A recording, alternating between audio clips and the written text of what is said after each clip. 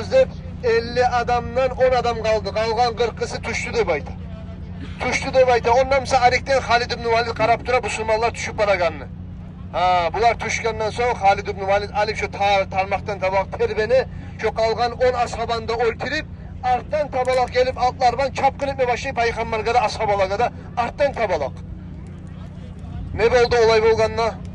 Peygamber aleyhissalatu vesselam öldü degen haber çığa. Ne getürülese ashabaların arasında bolgan Mus'ab ibn Umayr degen ashaba ozu betkelpeti Peygamber'e o şaşırı gelgen.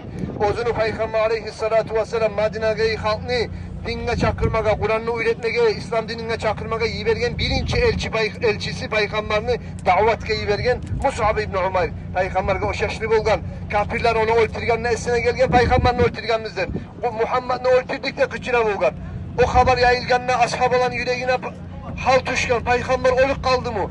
Bitti mi Peygamberimiz? Öldü mü deyip ashabalar könçakı katlı toktagan ashabalar birileri yüreğine osallık gelip, paşmanlık gelip, kolların yibenip şöyle Peygamberin iki yakından çaçılık kalgan ashabalar radıyallahu anh. Halini ne oldu? Halid ibn Valid ardından çapkını tetirip gora. Ondan sonra kafirler kaçıp bara qaray Halid ibn Valid gelgen.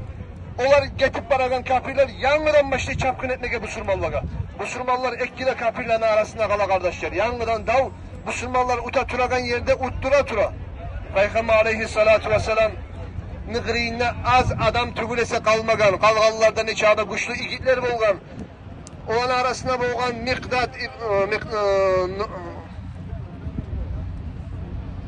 Katadet ibn Nu'man radıyallahu anhu. Onun arasında bolgan Abu Ducanat, onun arasında bolgan Abu Bakar ashaba, onun arasında bolgan Hamza, Peygamberin atasının kardeşi Hamza ibn Abdülmuttalib. Onunla bağlı yetişip duragan ashabalar kaytarıp bir yerge bağıp kaytma borçlu oldu. Halid ibn Valid ardından çapkın etken sayalı. Şu Hamza ibn Abdülmuttalib şogun Peygamberin dedesi şununla gömülgen, şununla geçingen, şununla ziyareti var, ağırı var. Peygamber aleyhissalatu vesselam'ını emçek ağası inisi de bola. Peygamberin atasını, dedesi de bola, atasının ağası da bola. Hamza ibn Abdülmuttalib o gün 31 kafirini öldürdü de bayta, 31 adamını. Hamza ibn Abdülmuttalib o gün 2 kılıçman daveteyi de bayta. 2 de kılıç bulan.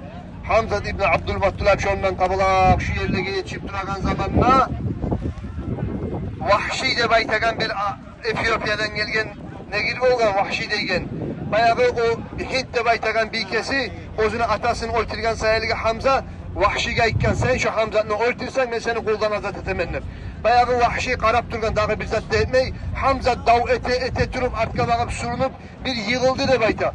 Yığılganına usuna giygen temir gubesinden kursağı var yeri açıldı de Vahşi gelip şöyle yerge kursağından dinliğin tüpyağından urup arkasından çıkarıverdi de bayta Hamza'nın.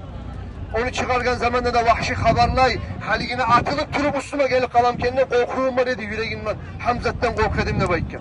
Şöyle Hamza şu yerde can vergen kardeşler. Peygamberin yüreği bek başman oldu Hamza olgen zamanla. Bunlar 70'ten kolay ashaba geçingen. 70 depte var, 77 depte var kardeşler. 70 ashaba şahit bulgan. Hamza şahit bulgan.